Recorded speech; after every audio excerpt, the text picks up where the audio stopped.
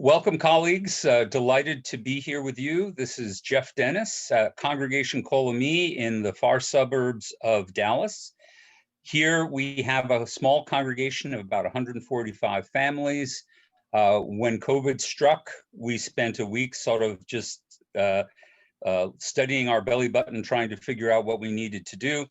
But it turns out that providentially we have an amazing office manager, Bob Leonard, who is a former Tandy employee and tech whiz. And as a result, our little congregation of 145 people has been able to produce online streaming and broadcast productions that are far above what I usually call desktop Shabbat.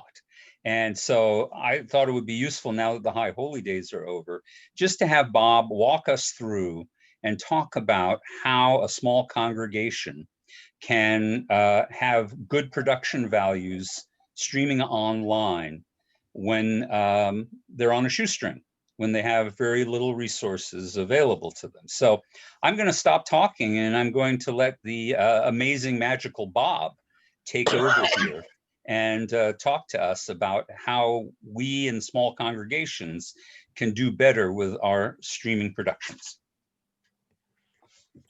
Good afternoon, everybody. And so, because there was a lot of things to cover, and the Rabbi mentioned a few of the topics that folks had said that they would like to hear, I went ahead and put together a deck. And, I know I'm not trying to bore everybody with that. Sometimes decks aren't the best thing to view, but I think it would let us cover the general topics at first. Feel free to ask questions, but I will, at the end of the presentation, stop and take as many questions as I can. And then I've also included contact information at the end. So if for some reason we don't get to it today, we can cover it later. If we get to the end and we run out of time, I'm happy to get on the phone with anybody and talk through anything. The most difficult part about all of this, is we'll talk about as we go through the presentation, is it's going to vary a little bit based on each individual need, on each individual congregation. And so there can be a lot of variance there. So unfortunately, there's not a one size fits all solution. I did go ahead and we get the very end of this presentation, include some example setups and some recommended setups of what I might go with if it were up to me. And then the final thing is, after this meeting, the rabbi will have a link he can send out to everybody that will include both the deck that I'm presenting here, one in PowerPoint and one in Keynotes, depending on your Windows or Mac. And then also it will have a link to this video so that you can go back and review this video. And then when we finish this webinar, the one other thing that I intend to do, if needed, is if we have some more in-depth questions, to try to make some pre-record videos that can be shared that will cover the topics in a little more depth. So let me go ahead and get started here and jump over to share.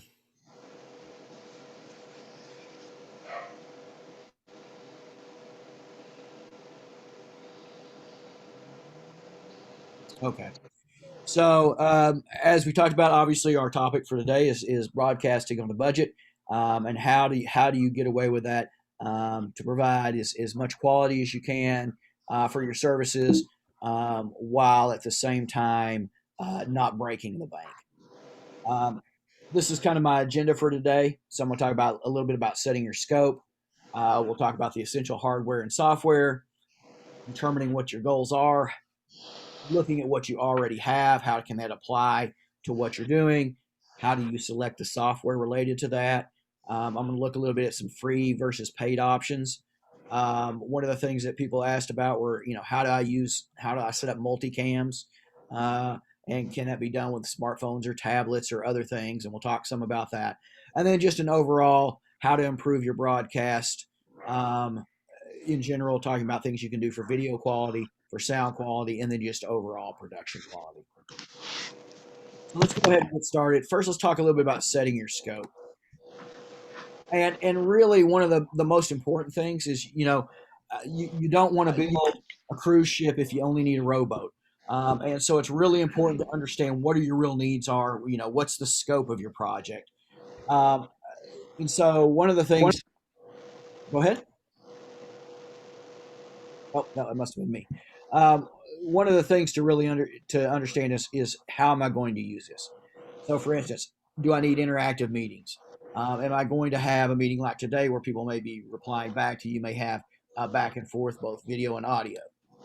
Um, are they live broadcast of events like services?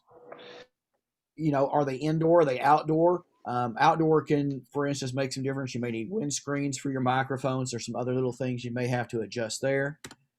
Um, how many concurrent events? And when I say concurrent events, I'm thinking of, for instance, religious school. If you're doing religious school, do you have one or more classes going on at the same time? Um, in, how many people do you have that can administer this process while it's going on?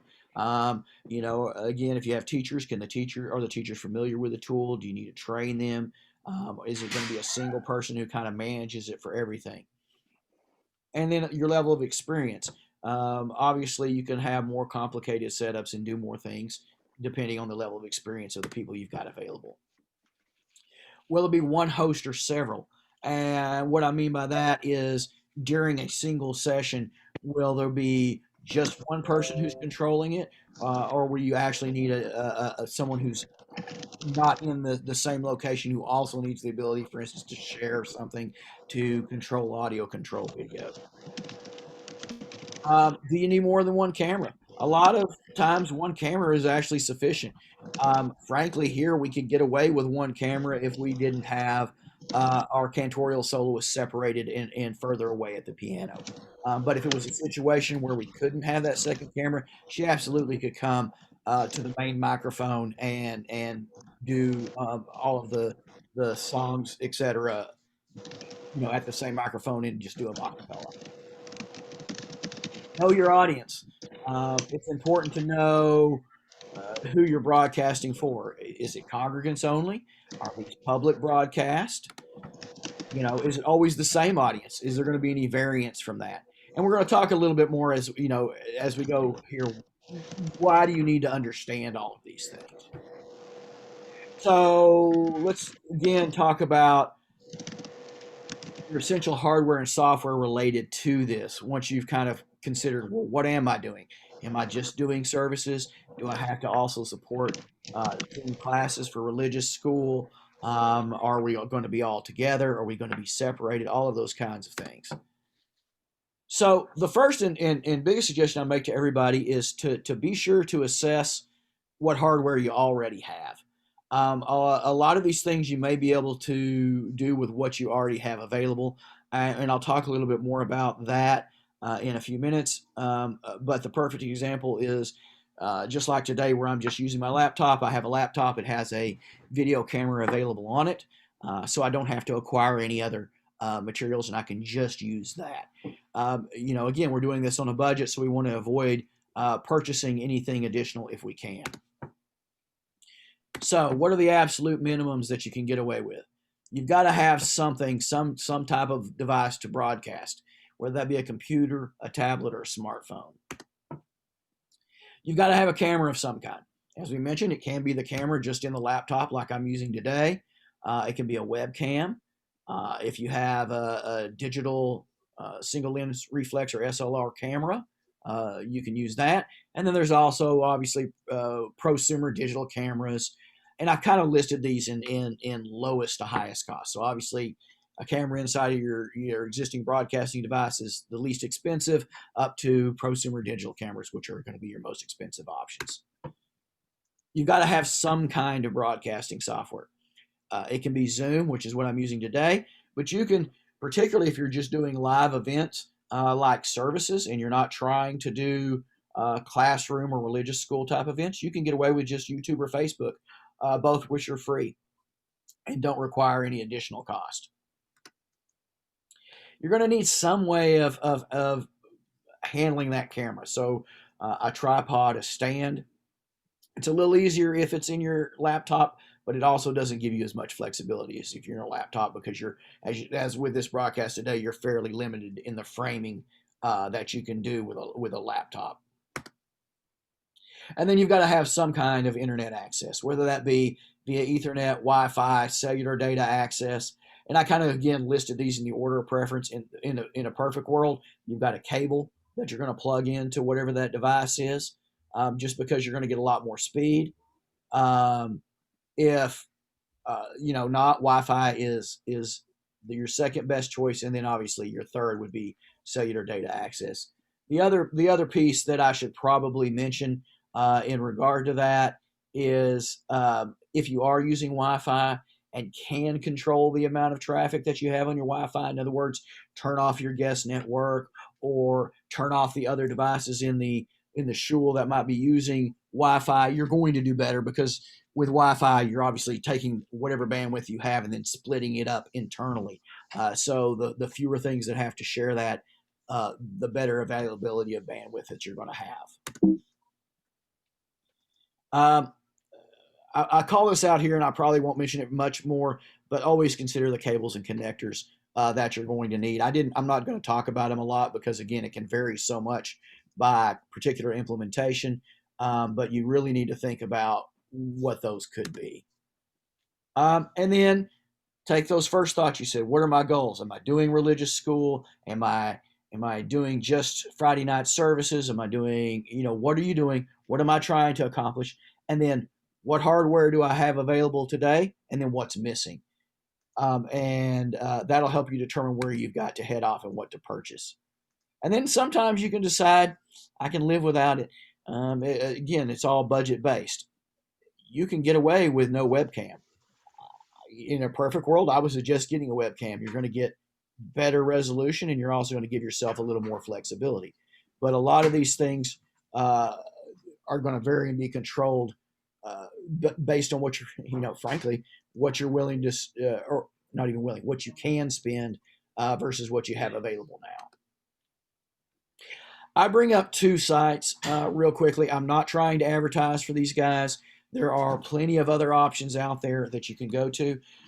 These just happen to be two that I found to be very helpful as I've worked through this process. The first one being Amazon. Everybody's aware of Amazon and the millions of products that they have. But I've been able to find a lot of things at really great prices on Amazon. Particularly, as we'll talk about in a minute, some unusual items like adapters and connectors. They're a great resource for that. The second site I mentioned is Sweetwater, and you can see there I mentioned them because of their expertise. They are a great sound store. They really focus on musicians and mixing and recording type equipment. But what makes them really great is they have an 800 number you can call, and their sales, you will get an actual live human being salesperson, and they are more than happy to sit and talk to you at length and talk through any technical issues. I've used them quite a bit on determining what microphones, for instance, would work well for me. I can call and ask questions when I don't understand the technology, and they will explain it to me. Really great, very helpful folks. And honestly, sometimes depending on the equipment, for the name brand equipment, their pricing is just as good as Amazon. So it just kind of depends on what you're looking for. But again, really, really super folks and super helpful folks, and do a great job in providing info for you. So what can I tell you again in general about hardware? Try to minimize your costs and increase utility. So find something, if you are going to have to invest, something that you can use in multiple applications, hopefully, and something that can be reused, maybe not for what you initially bought it for, but for other purposes as well. We talked about utilizing what you already have. If you don't have what you have, try to shoot for again, we're talking about budget here. Try to shoot for the low end. What can I do to solve the problem? I don't have to have the best solution. I need a solution today. Here, I put these adapters on because this is something that we did here at Kol Ami. I needed a mount for my iPhone to use as a second camera here. I didn't have a tripod for it, but I was able to go on Amazon, as we talked about earlier, a great place. I found an adapter for like $2 that would convert an existing microphone stand, which I did have, to a camera tripod. So I grabbed this adapter, I grabbed a tripod mount for my iPhone, which was about $6 or $7. And so for $10, I was now able to take an existing microphone stand and convert that over to a camera tripod that I could use to mount my iPhone on to get a second camera. And so that's just what we talked about here. So there's lots of options if you think a little bit outside of the box. Again, Amazon is a great, and there's other sources out there, but there's lots of great sources where you can find little adapters. Adapters are your friend. They converting an otherwise expensive solution into something that's pretty inexpensive by getting adapters. I'm a big advocate for. Again, I'm not trying to push you anywhere. These decisions are up to you, but in my opinion, you're good to look for cheap foreign manufactured products. A lot of times they're manufactured out of China, but you can find lots of good ratings for those products. And frankly, a lot of times you can find the equivalent product to a name brand product. Looks the same, functions the same specs. It's just they've taken the labeling off of it because, as I'm sure you're well aware, a lot of these manufacturers are manufacturing the same product for multiple companies and just relabeling it based on what it is. A perfect example is Rofi webcam. Knew nothing about it. I don't know if those of you have looked, but it's getting a little better now. But for a long time, there was a big problem in acquiring webcams because the demand went so high after COVID came in place. Very difficult to get name brands in particular, especially larger name brands like Logitech. So I started looking around, found this again on Amazon as a cheap alternative. It was a $29 alternative, has the same specs as the $99 Logitech cam. I've tested it and used it. Been very happy with it. Works really well. Provides me all the functionality that the Logitech did. Integrates just as well. Much less expensive. And so these are some good examples of where you know what you have, you look at the name brands, and you can go and then find an alternative product with the same feature function set that's a lot less expensive. While you're doing this, though, understand the limitations. So don't just say, hey, I'm going to use my phone and go run out and grab a webcam, for instance, because that requires that you have a laptop to run. Keep in mind on these cameras, like webcams and laptops, cell phone cameras, they're single focus, which means you're not going to be able to zoom them in or zoom them out during a broadcast. That's fine, generally speaking, but think about, you've got to consider those things when you're thinking about placement of where you want to put the cameras. You don't want to have them too close or too far because you're, again, not going to be able to change that viewing length. And we'll talk about this more specifically when we get to sound, but remember, an external mic with a USB connector, again, requires a computer and can only connect to a computer. There are other options if you're, for instance, using your iPhone or your Samsung phone or whatever cell phone is your primary camera, and we'll talk some about that. But again, make sure when you're doing this, and I bring this up because I made the mistake myself. I get so anxious to go, oh, I'm going to get this additional camera. That's just what I need. Get it on my list and then realize, oh, well, if I get that, then I need these other 3 adapters to make it work. So plan ahead of time, I guess is what I'm really saying, and think through that plan.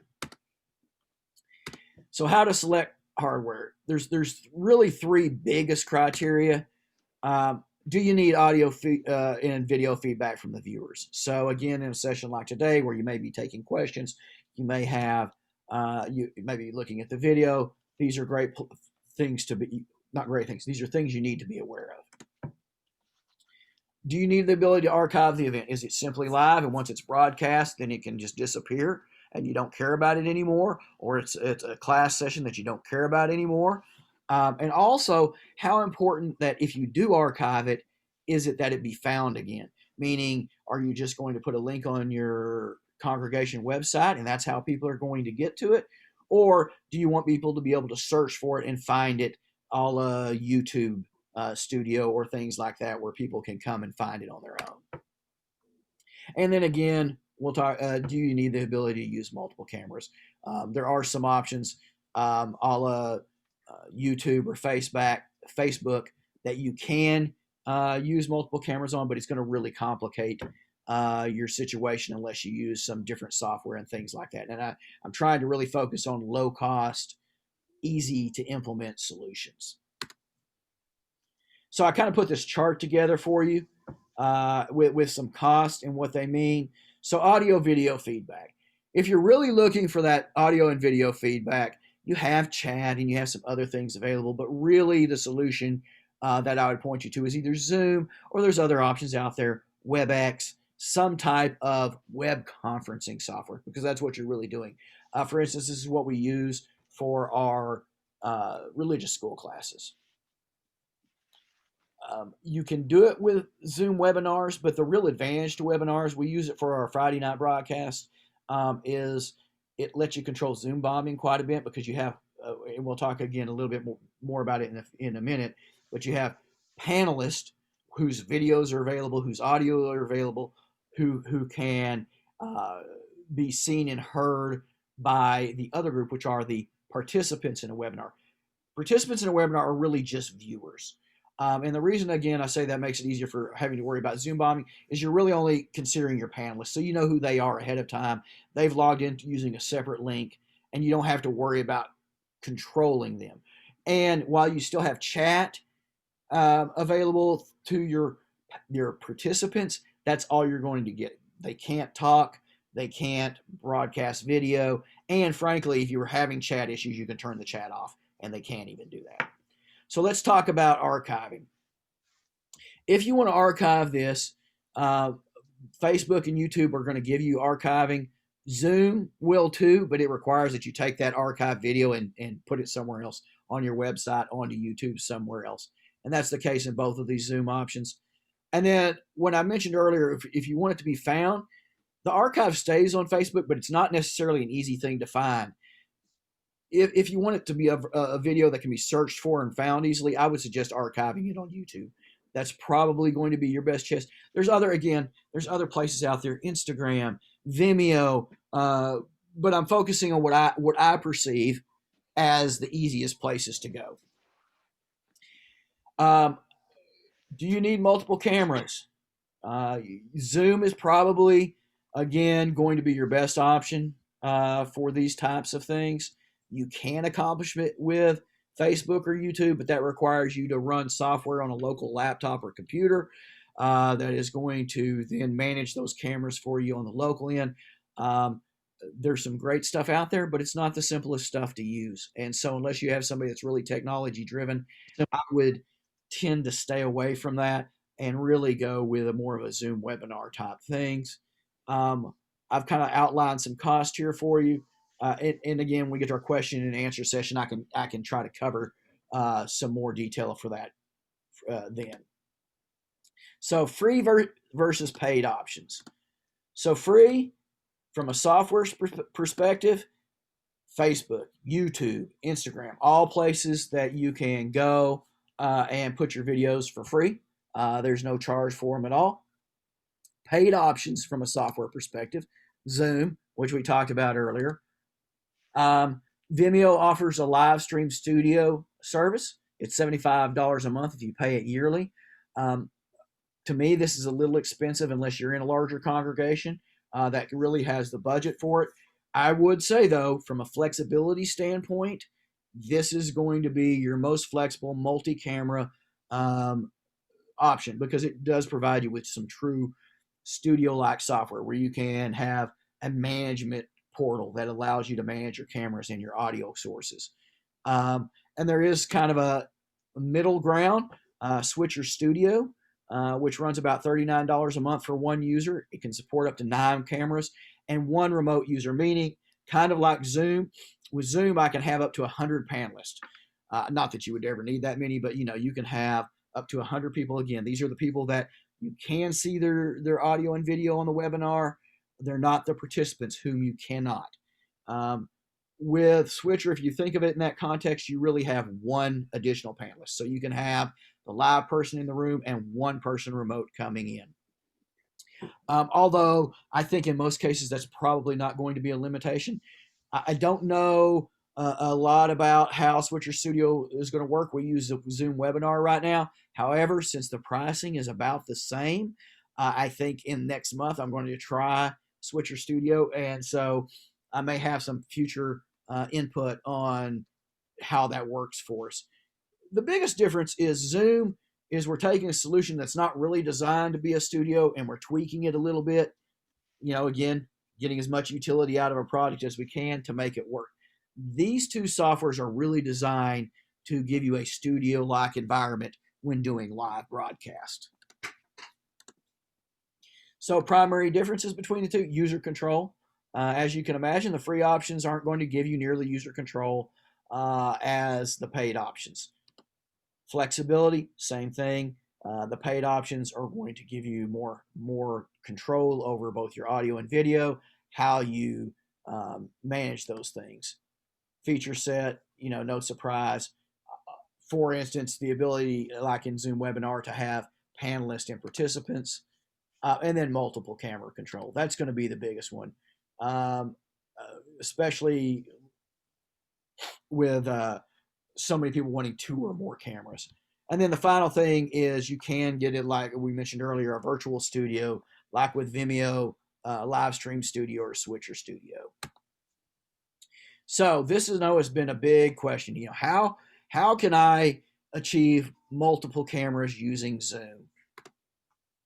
So the basic configuration is, I would again suggest using Zoom Webinar. You can accomplish this just using Zoom meetings, but it gets a lot more complex. And the reason being is you don't have that separation wall between your panelists and your participants.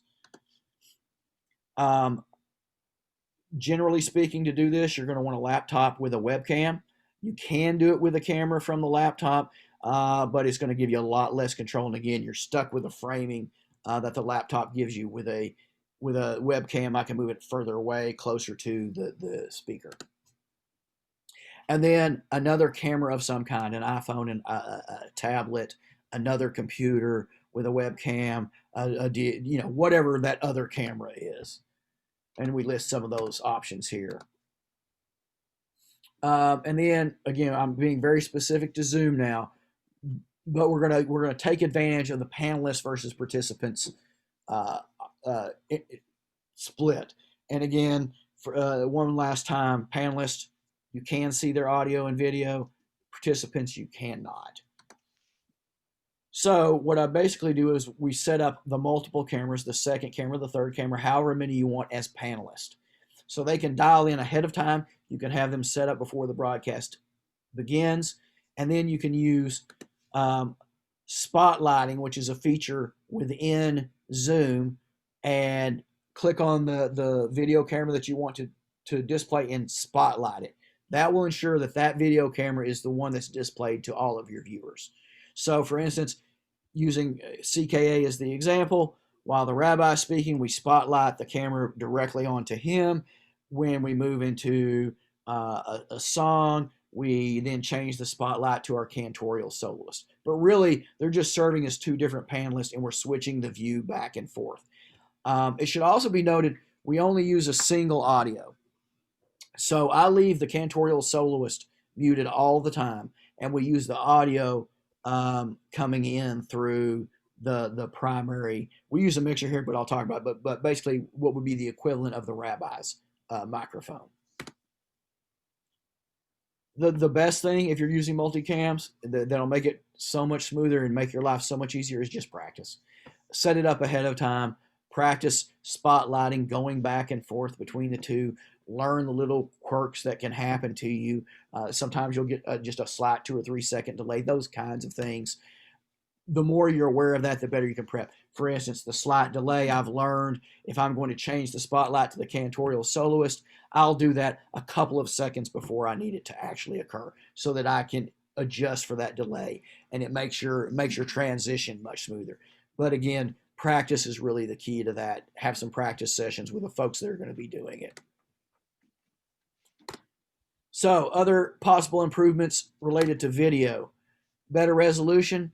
If you can stay off, we've said a few times, off the laptop webcam and move into a separate webcam or an iPhone or other digital device. Frankly, iPhones, Samsung phones, all the new cell phones, the new tablets. A lot of them have better resolution than the webcams that are available out there. And if you have that to use, you can actually get a much clearer, sharper picture using those than you would even a webcam. So look for those. Look for things with better resolution. Uh, as I mentioned here, the biggest factor you're going to run into is light. Light makes a huge difference in how the broadcast comes across. Perfect example, if you can see the videos on the side, the rabbi and I are using basically the same resolution cameras between our two laptops, but my office is much brighter than his is, and you can see a difference in the quality of the video coming through. Try to avoid fluorescent lights if you can. If you can't, you can't. And the only reason I say that is if you hit the just right fluorescent light, you can actually get a flashing in your video broadcast because of the hertz that the light's running at. So if at all possible, avoid those, but you want as much light as you can possibly get. LED lighting is a great option. There's lots of cheap things out there that you can use, and I'll show a couple in a minute. Here's a perfect example. You can get a set of these for less than probably $40, and that's for a pair. Another great option is LED ring lighting. I actually suggest these for your primary camera. And the main reason is you can a lot of times mount your camera inside of the ring, in front of the ring, so that your light is just perfect. Also, in a lot of these ring lights, they will give you control over the tone of the light, so you can get a wider light, which will help your broadcast quality again. These are really cheap things. Light will make as much difference as anything in the quality of your broadcast. So let's talk a little bit about things you can do audio-wise. External microphones are a big plus. The microphones in your cell phone or the microphone in your laptop will work, but they're not nearly as good a quality. You have options again here. You can get mics for phones and tablets. You can get a USB microphone for your computer. You can get additional condenser mics, and I'll note here that will require either a separate mixer or a USB audio interface to get that condenser mic into your computer. And we'll talk a little bit about that here in a minute. You can get a digital mixer, which will obviously give you more control on your audio levels and things of that nature. A USB audio interface, which allows you to take, say, for instance, you already have a PA in your congregation, and so you have the standard XLR, which is the three-prong connector for your microphones, but you don't have any way to get those into your computer. That USB audio interface will provide you a way to get that in. And then mic preamps. Mic preamps aren't really necessary unless you want to add a lot of microphones. And in those cases, you're generally going to need that to be able to get multiple microphones into either the USB audio interface or the digital mixer. And again, we'll talk a little bit more about that here in a minute. So what I say when I'm talking about mics for a phone and tablet. So even if, say, you're just using just your cell phone to do this, there are options out there like the Zoom IQ6 that will plug directly into your phone or tablet and will give you much better sound quality than you would typically get. And they also give you some directional control so you can adjust where the audio is being picked up. You can get a USB microphone for your computer. I'm using the Blue Yeti as an example, but there's lots of different ones out there. They're going to plug directly into a USB port on your computer, and they're going to give you, again, much better sound quality. And then obviously condensers or dynamic mics are another option. But these are going to require some way to get that into your computer. I've just put a Shure here. Shure makes some great mics, and they also make, by the way, a hybrid, just as so you're aware, where it can work as a condenser mic or it can work as a USB microphone. So there's options there as well. So we'll talk a little bit about a digital mixer. You don't necessarily need a digital mixer. Matter of fact, I would say stay away from one unless you're in a situation where you're going to think you're going to have multiple audio inputs. So like in our case, and I'll talk about it in more detail, we use 3 microphones. Because of that situation, I got a mixer so that I can mix that all into one single feed that goes into my computer, because again, it's much easier to manage if I'm dealing with one feed into the computer. A USB audio interface. This is what I would suggest if you're two or less. I wouldn't even go to the mixer. This will allow you to plug two microphones directly in, and that can go into your computer.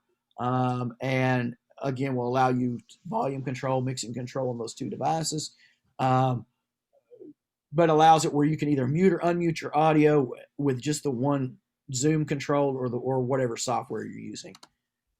And then a microphone preamp. This is really only necessary if you're going to use, again, 3 or more microphones. In a lot of cases, it depends on your mixer. How many microphone inputs does my mixer have? And then I only need a mic preamp for any additional microphones that aren't directly supported in my mixer. So again, you kind of got to look at that mix. All of these things I would say are secondary.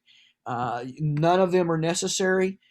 These are just things that you can add, but these again are going to push your budget up. But so you're aware of what you're talking about, most of these things are $200 or less. The USB interface is generally $100 or less. So what can you do to just improve your overall production value? I said it earlier. I'll say it again. Practice, practice, practice. Being aware of what's going to work and how it's going to go is your biggest advantage. Have a dedicated person or persons for your broadcast team. So again, when they're practicing, they're learning. Familiarity will help with things more than anything. I suggest a title screen.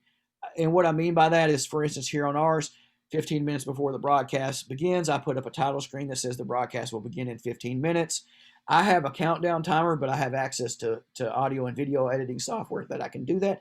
Even if you simply put up a title screen that says their broadcast will begin shortly, or our broadcast will begin at X time, put that up ahead of time so people can join in before the broadcast is started, but so that they're aware, when is it going to start? So they're not just sitting there wondering, has it started? Am I late? Is there a problem? Because I've learned from experience, if you do that, then you start getting the text from the congregants. What's going on? Has it started? Where are we? And that will save you a lot of headache going forward. Pre-plan how you want to do this. Do you have any special things going on? Do I need to show a video? Know what you're going to do before you do.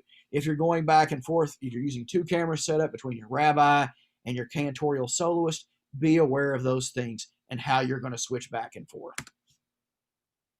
Camera angles, think about, again, this all applies. Am I going to have to do microphone switches?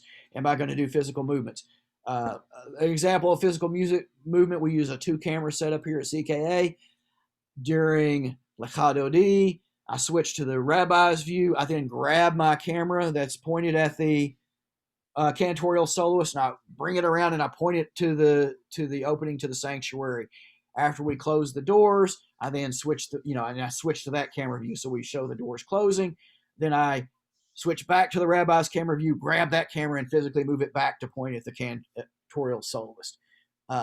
These are things you can get away with right now because at least here there's not really very many people in the live services, and so no one sees that going on. Take advantage of YouTube. It allows you to do some editing, but it also has tons and tons and tons of videos of how do you accomplish X, Y, or Z. And they're really great on how do I do this with Zoom, how do I do that with Zoom. Another website that's really great is Udemy. They have all kinds of training courses. They do charge for some of their training courses, but they're generally very, very inexpensive, all $20 or less.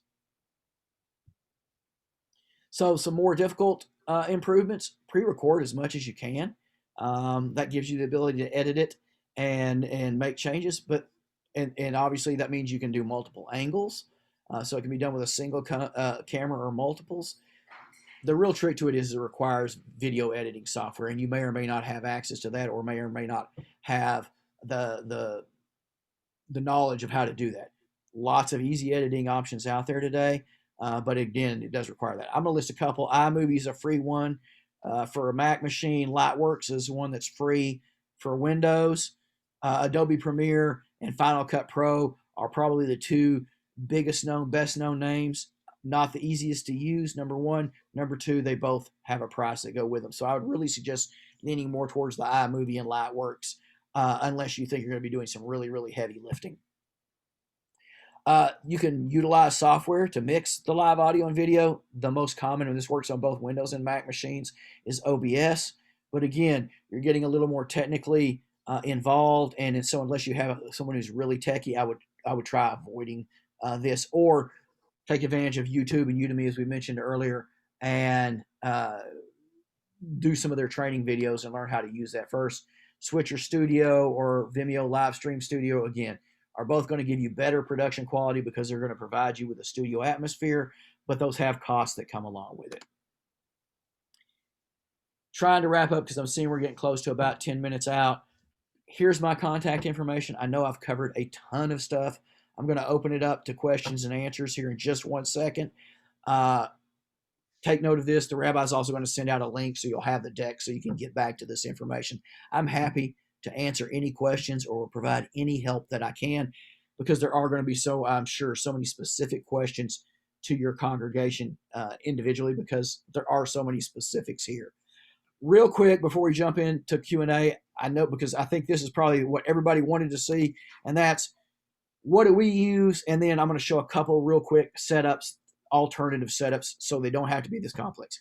Here at CKA, for Friday night broadcasts, we are using a mixer. We are using a mic preamp, but again, because we use 3 or more mics sometimes. We use one Logitech webcam. We use one iPhone. We're using the Zoom webinar software. We're using 2 lightings, a 1 ring light on the rabbi, 1 LED panel light on the cantorial soloist. I use a mic stand, as we showed earlier, with an adapter for my iPhone tripod. The Logitech camera, the webcam we use, mounts directly on the ring cam. And then we use 3 mics. We use 1 on the bema for the rabbi. I use 1 at the piano for the cantorial soloist. And then I use a 3rd mic that's directly into the soundboard for the piano so that we get better pickup there. So here's a recommendation on the cheap.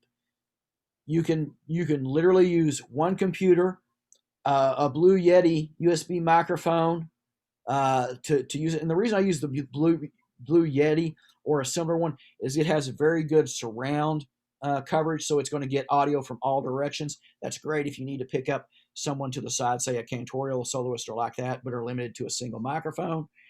A USB webcam, we mentioned earlier, you can pick those up for as cheap as about $30, and you're going to get better video quality. A phone or tablet for a second camera if you need it. If you don't, you can get away with a single camera, and again, going to increase your quality by using a USB webcam. Zoom Webinar or Switcher Studio, or if you want to go for the completely free option, do a live broadcast directly to YouTube. It should also be noted that YouTube allows you to schedule those, so you can go ahead and put up a scheduled broadcast, and so will Facebook. Again, lighting, I really suggest getting either a ring light or an LED panel light. It's going to make the quality of your video leaps and bounds better. And then obviously all the stands, cables, and adapters that you need to do that. And then for iPhone, this is like the absolute stripped down version. You don't have to get the mic, but if you're going to use just one single iPhone or phone, it doesn't have, I keep saying iPhone, but it can be any cell phone. One single version, I would suggest getting an external mic for that, although it is not a requirement. Again, use Zoom Webinar or use the free YouTube option. Get a panel light or a ring light, and then the adapters you need. So in this completely stripped down version, you're really talking about a cell phone, the software, and a LED light is really all you have to have. Again, getting a microphone would be an improvement. So that is it. I know I have talked a ton, and no one has had any opportunity to put anything in. So let me open up the floor to any questions that I can answer.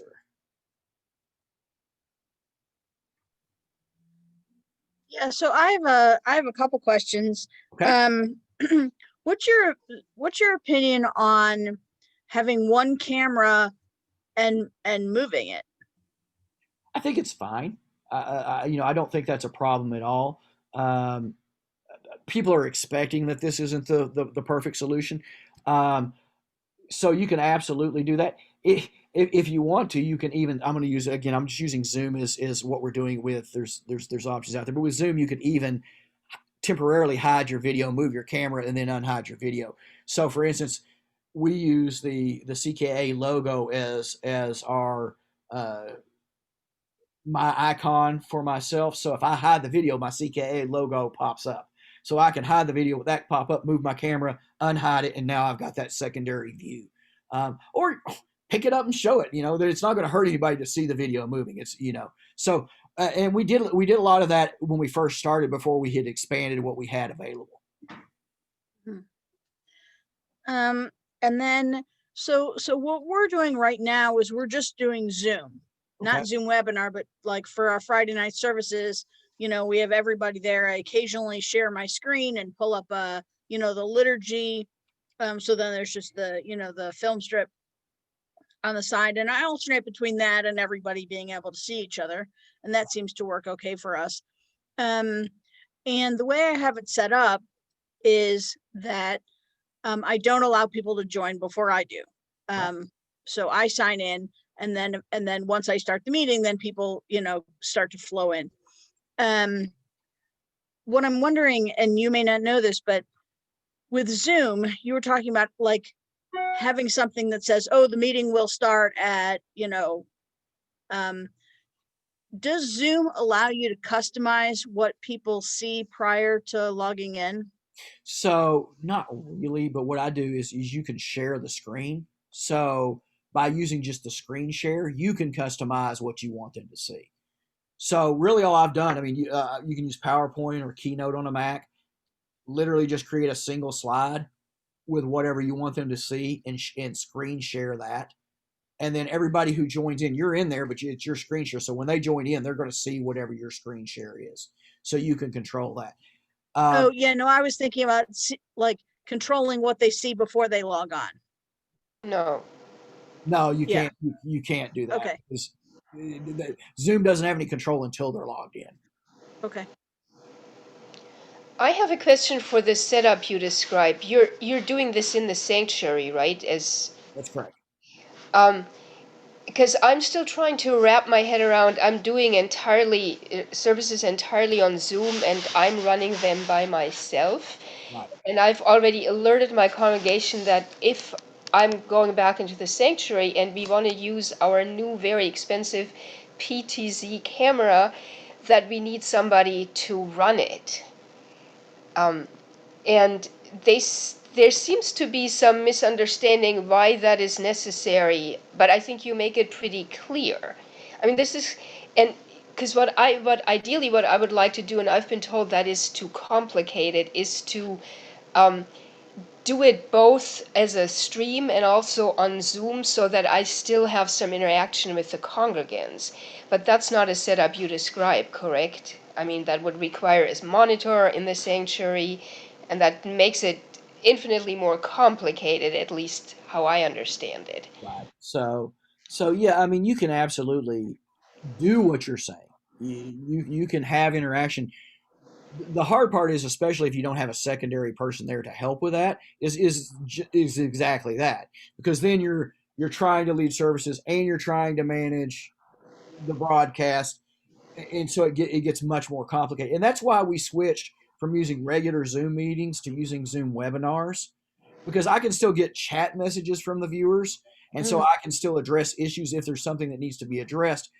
But I never have to worry about the potential if somebody forgets to mute and starts talking and suddenly they're overriding the live broadcast, or it gets rid of all those issues. And that's really the thing, is you got to kind of think about, where do I want to put my fencing around what I need to control and what I don't need to control. And that's why, in general, if you can do it, I would say you're going to be better off to do Zoom webinar, or even if you just do a straight live YouTube broadcast and provide people just with a YouTube link. Again, you can get chat feedback during that, but you're not having to worry about your viewers can do something that are going to cause chaos for all the other viewers. That makes sense. And that's what happens when you're using it. I mean, I'm sure everybody here who's using Zoom, just regular Zoom meetings for their services, have seen that. You can have Luann in the kitchen who's forgotten to mute, and she turns on her radio, and suddenly nobody hears the service. They're just hearing Luann in the kitchen. Yeah. Or somebody carries a camera somewhere they shouldn't, and everybody's saying, "Hey, look at Johnny. He just went in to take a shower with his phone." Those kinds of things happen. By going to a webinar, you eliminate all of that. It also simplifies, frankly, even if you do have a moderator, for lack of a better term, or somebody controlling the video broadcast, it really simplifies that because they don't have to worry about that either. They're just worrying about, do I have the right camera view, and can people hear my audio? And that's what you want people. From my opinion, that's really what you want people focusing on in the broadcast is, can people hear what they need to be hearing, and are they seeing what they need to be seeing? Piggybacking on that, what do you guys do in terms of letting people see the prayers? Are you using visual tefillah? Are you screen sharing the flip book? How are So, you accomplishing that? so we're pretty lucky in we have our own Siddur that we developed about, I guess, well, a while ago, a few years ago. And so I was able just to create a PDF of that. Uh, So people can download the PDF and use it. got it. But we also, so like at high holiday services, when we used a book that we didn't have rights to, then yes, we did a screen share with it, and it did very similar to what we're seeing here, where the screen share was down in the most of the screen, and then we just had the rabbi up in the corner reading along with it. Got Yeah, it. for what it's worth, we do Zoom with everybody there, but sometimes I do a screen share of a few pieces, but I don't screen share everything. So I screen share some of the more complicated Hebrew, but we might just, not screen share for the Baruch. Some people have the prayer book at home, some people don't. But for the high holidays, we had everybody pick up a prayer book because we were live streaming actually for the holidays. We did not do Zoom. We just did live stream. Yeah. And I think that's the best way to handle it, generally speaking. And again, this is one where if you can have at least one helper, one person that's kind of managing the broadcast while you're doing the services, that's where that real advantage is, because it makes doing just what you were talking about a lot easier. They can manage the screen share for you. And that's where, when I was talking about kind of scripted ahead of time, know where you're going, particularly, again, if you have somebody that can help you, because then you can put out those steps and do them individually, and make sure that you're accomplishing what you want to, and that it gives that visual appeal that you're looking for. We've done several B'nai Mitzvahs right now, and I've been really pleased. We get very good feedback on them because we're able to, and we've run up to 4 cameras on using phones. I use my phone and my 2 kids' phones. I say, hey, sorry, you don't have phone for Saturday. Dad's taking all your phones, and I bring them up here. But by having one person to manage that, the rabbi's managing the service, I'm managing the audio and video. It simplifies things, and you can make it look like I'm running this really professional, video operation, and it's not. It's a guy sitting at his computer, literally spotlighting this phone, and then spotlighting that phone, and then spotlighting this phone. That's all I'm doing. And I mentioned we have a mixer, but really all that mixer bought for me, or that USB interface, all it really buys for me is it takes all of my audio and feeds it into a single stream so that I can either mute or unmute my audio, versus having to, I've got to mute this microphone and I've got to mute that microphone and I've got to, that's really all that accomplishes. But it's, again, these things aren't really necessary. You can literally get away with one camera, one mic, and one device. So Bob, because that's something I would love to talk to you more, if that's possible, about B'nai Mitzvah, because we're doing a lot of them in people's homes, where I don't have quite as much control over the hardware, and I would really appreciate some pointers there. But if I understand you correctly, I mean, it would be really as simple as feeding the different cameras and audio into one computer for the person who's running it there. That's right. So we've done where all the aliyahs are remote. So we're here in our sanctuary. The Bader Bar Mitzvah's here with us. Generally their parents are here, but then cousin Susie is in Michigan and cousin Robbie is in California, and we put them in as panelists, like we talked about earlier, for our webinar. And then when that Aaliyah comes up, I jump over to California, let him do his Aaliyah, and then jump back to the local broadcast. And then next one comes up, jump to Michigan and jump back. So you can accomplish all that. And again, it's not complicated at all, but I would be happy to have a separate call. And like I said, I'm also going to try to start doing some shorter videos on each of these topics, but get into more in depth of exactly what I'm talking, because I try to give you a real high level overview of what can be accomplished, but each piece you could go into much more detail on, obviously. Yeah. No, thank you. It's much, much appreciated, because it's great to hear from somebody who's actually doing what we're doing and not something that is only similar to it. Right. And Yeah. I'm happy to Yeah, thank also, you. if you want to list kind of here's what we have, and I'm happy to, not that I'm perfect by any stretch of the imagination, but I'm happy to give my advice on with what you have. This is what I would try. This is how I would configure it. Yeah. Bob, there's one last thing, and that is that I know virtually every congregation has what we have. You alluded to it inductively, but let's attack it deductively, which is that we have a sound system, a patch board, and microphones. Virtually all congregations have this. To what degree is that at all useful in your list of equipment we already have? It can be extremely useful. And frankly, had I learned, this is just like for you guys, it was a learning process for me, so I give you some advice I didn't do so well, like plan ahead of time. I did too much of here's my one problem, solve my one problem, not look at the whole thing. In retrospect, if you have an existing PA system, in all likelihood, you have a monitor coming out, a monitor cable coming out of that into the PA speakers you use in your sanctuary. If you have that, you can buy the USB interface we talked about earlier, rather than even considering another mixer, and go straight from your existing PA into the computer. And therefore, all the microphones that are already set up in their positions can be reused. If you've had somebody come in and set all your mixing levels for all the microphones, you can plug right into that mixer, come out of that into the USB interface, and then into your computer, and use everything just like it is. Going forward, Rabbi, even here, when we talk about our long-term solution, that's exactly what I'm going to do, is use our existing PA that's already here, already set up, and just run a line off of it out for our computers. All right, we're now being subjected to an air raid. So I think we're done. And Bob, thank you so much. And we will post this. And I know many of the people who couldn't be here really want to see this. And so hopefully they will make use of this and they'll be in contact with you. Yeah, please. Thank you so much. And could you post your phone number too, so that we know how to get a hold of you? I'm gonna send out Rabbi's gonna send out a link to this, but the phone number is on that slide right here.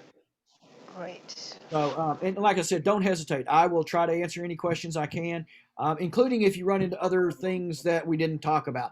OBS, I mentioned it just briefly, but if you're interested in videos, I'm happy to sit down and talk to you through those things as well. Great. Thank you so much. You're very welcome. Thank you, Bob. All right, everyone have a great day. Bye. Bye.